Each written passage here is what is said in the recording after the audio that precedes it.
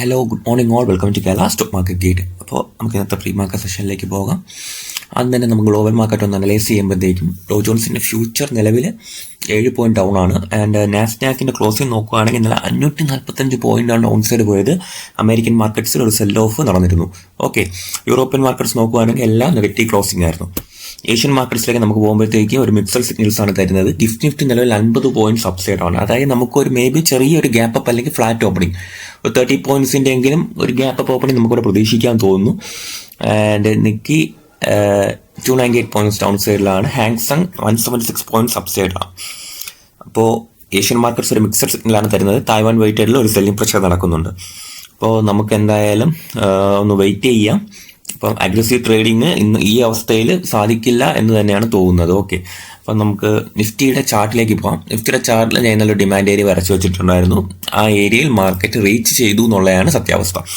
And ഇന്നലത്തെ ഒരു candle നോക്കുകയാണെങ്കിൽ നമുക്ക് ഷോർട്ട് ടേം ട്രേഡ്സ് ഒക്കെ ഒരു റിസ്കി രീതിയിലായിരിക്കാം ഇന്നലത്തെ ക്യാൻഡിലിൻ്റെ ഒരു മൂവ്മെൻറ്റ് കണ്ടാൽ നമ്മൾ ഡിസൈഡ് ചെയ്യുക. ആൻഡ് ഓൾസോ ഒരു മോസ്റ്റ്ലി ഒരു 4% മൂവ്മെൻറ്റ് തന്ന ശേഷമാണ് ഒരു പുൾ ബാക്ക് മാർക്കറ്റ് തരുന്നത്. ടോട്ടൽ നമ്മൾ സ്ട്രക്ചറലി നോക്കുമ്പോഴത്തേക്കും നമുക്കൊരു ഭയം എന്തായാലും ഉണ്ടാവാനുള്ള പോസിബിലിറ്റി ഉണ്ട്. അതിൻ്റെ പ്രധാന കാര്യം ഇവിടെ ഉള്ളൊരു ഗ്യാപ്പ് തന്നെയായിരിക്കും. ഈ ഗ്യാപ്പ് ഫില്ല് ചെയ്യാൻ മാർക്കറ്റ് എത്തുമോ എന്നുള്ളതായിരിക്കും ചോദ്യം. അതായത് 23,824 നിന്നും 23,679 എന്ന റേഞ്ചിലേക്ക് മാർക്കറ്റ് വരാനുള്ള പോസിബിലിറ്റി ഉണ്ടോ എന്നുള്ളതാണ് ചോദ്യം. അത് ഒബ്വിയസ്ലി അങ്ങനെ ഒരു പോസിബിലിറ്റി നിലവിലുണ്ട്. ഓക്കെ, മെയിൻലി സ്ട്രക്ചറലി ഒരു നെഗറ്റീവിലേക്ക് പോകുന്നു എന്നുള്ളൊരു സൂചന മാർക്കറ്റ് തരുന്നുണ്ട്. അപ്പോൾ നമുക്ക് എന്തായാലും ഇവിടെ വരും എന്നുള്ള സൂചന ഏകദേശം ഉണ്ട്. മാർക്കറ്റ് മേ ബി 23,640 ടെസ്റ്റ് ചെയ്യാനുള്ള പോസിബിലിറ്റി ഉണ്ട്. ഓക്കെ, അപ്പോൾ ഇന്ന് എന്തായാലും മാർക്കറ്റ് അപ്സൈഡ് പോവുകയാണ്. ഇവിടുത്തെ ഇതൊരു സ്റ്റോപ്പ് ലോസ് ഹണ്ടിങ് ആണ് എന്ന് നമുക്ക് കണക്കാക്കാം, അല്ലേ?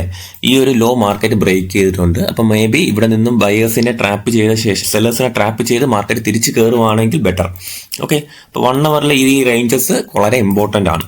15 മിനിറ്റ് ചാർട്ടിൽ പോകുമ്പോഴേ നിങ്ങൾക്ക് അറിയാം, അതല്ലേ, സ്റ്റീപ്പ് സെല്ലിംഗ് നടന്നു. ചെറിയൊരു പുൾ ബാക്കും കിട്ടി, ഒരു സ്റ്റീപ്പ് സെല്ലിംഗ് ആണ് മാർക്കറ്റ് നടന്നത്. അപ്പോൾ നമുക്ക് ഇനിയുള്ള ഡിമാൻഡ് സോൺസ് വരയ്ക്കുകയാണെങ്കിൽ 23,640, 23,790 ആൻഡ് സെല്ലർ സോൺ നോക്കുകയാണെങ്കിൽ 23,000, 24,180.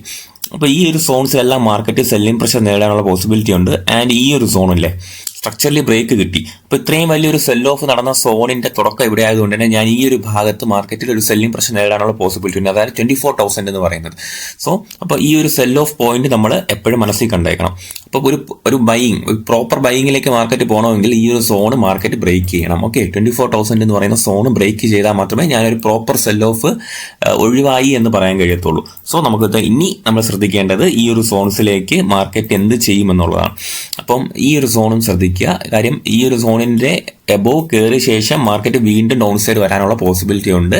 അപ്പോൾ നമുക്ക് എന്തായാലും കുറച്ച് കെയർഫുൾ ആയിട്ടിരിക്കുക. മാർക്കറ്റിൻ്റെ ഒരു 2 അവർ 3 അവർ കഴിഞ്ഞതിന് ശേഷം മാത്രമേ വലിയ ട്രേഡ്സ് ഒക്കെ ഞാൻ എടുക്കത്തുള്ളൂ. ഒന്ന് വാച്ച് ചെയ്യാനാണ് ഞാൻ തീരുമാനിച്ചിരിക്കുന്നത്. ഓക്കെ, അപ്പോൾ എന്തെങ്കിലും സ്റ്റോക്സ് ഞാൻ എടുത്തിട്ടുണ്ടോ എന്ന് ചോദിച്ചാൽ ഓക്കെ, ഞാൻ കുറച്ച് സ്റ്റോക്സ് ഒക്കെ നമ്മൾ ടെലിഗ്രാം ചാനൽ ചർച്ച ചെയ്തിട്ടുണ്ട്.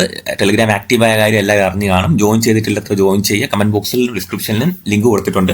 ആൻഡ് നമ്മുടെ വാട്സ്ആപ്പ് ചാനലും ഇൻ ദ മെയിൻ ടൈം നമുക്കത് ആക്റ്റീവായിട്ട് നിലനിർത്താം. കാര്യം ഭാവിയിൽ എന്തെങ്കിലും ഇതുപോലെ പ്രശ്നങ്ങളുണ്ടെങ്കിൽ വാട്സ്ആപ്പ് ചാനൽ ഉപയോഗപ്പെടുമല്ലോ. അപ്പം വാട്സ്ആപ്പ് ചാനലിൻ്റെ ലിങ്ക് ഞാൻ എന്തായാലും കമന്റ് ബോക്സിൽ ഞാൻ കൊടുക്കുന്നതായിരിക്കും. ഓക്കെ, ഡിസ്ക്രിപ്ഷനിൽ ഞാൻ ആഡ് ചെയ്യുന്നതായിരിക്കും. നിങ്ങളും ജോയിൻ ചെയ്യാനായിട്ടുള്ള ശ്രമം നടത്തുക. ഓക്കെ, അപ്പോൾ നമുക്ക് ബാക്കി കാര്യങ്ങൾ ചർച്ച ചെയ്യാം. DP വയേഴ്സ് എന്നുള്ള സ്റ്റോക്ക് ഞാൻ ഇട്ടിട്ടുണ്ടായിരുന്നു.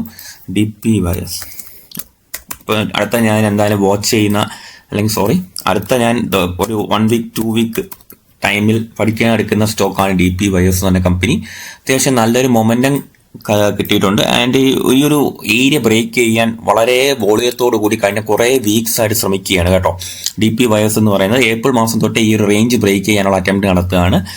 ആൻഡ് 160, 175 റേഞ്ച് അത്യാവശ്യം നല്ലൊരു ഡിമാൻഡ് സോൺ ആൻഡ് ആക്ടിങ് ചെയ്യുകയാണ്. സോ നമുക്ക് ഈ ഒരു ഏരിയ വളരെ ഇമ്പോർട്ടൻ്റ് ആണ് കേട്ടോ. 175 റേഞ്ച് വളരെ ഇമ്പോർട്ടൻ്റ് ആണ്. ആൻഡ് മാർക്കറ്റിന് ഈ ഒരു 200 ലെവൽ ബ്രേക്ക് ചെയ്യാൻ കഴിഞ്ഞാൽ, 210 ലെവൽ ബ്രേക്ക് ചെയ്യാൻ കഴിഞ്ഞാൽ ഞാൻ 250 വരെ ഹോൾഡ് ചെയ്യും. ആൻഡ് ഈ ഒരു സ്ട്രക്ചറലി ഈ ഒരു ഏരിയയും കൂടെ ഉണ്ട്. 300 വരെയുള്ള ഏരിയാസ് മാർക്കറ്റിൻ്റെ ഒരു ഫ്രീ ഫ്ലോ മൂവ് കിട്ടാനുള്ള പോസിബിലിറ്റി ഉള്ളത് തന്നെ DP വയേഴ്സ് ആയിരിക്കും എൻ്റെ ഒരു ഫോക്കസിൽ ഞാൻ എന്തായാലും വച്ചേക്കുന്ന സ്റ്റോക്ക്. ഓക്കെ, അപ്പം നമുക്ക് ബാക്കി കാര്യങ്ങൾ ടെലിഗ്രാം ചാനലിൽ ലൈവായിട്ട് ഞാൻ അപ്ഡേറ്റ് ചെയ്യുന്നതായിരിക്കും. വരുന്ന ദിവസങ്ങളിലെല്ലാം നമുക്ക് ആക്റ്റീവായിട്ട് മുൻപോട്ട് പോകാം. Okay, so thank you.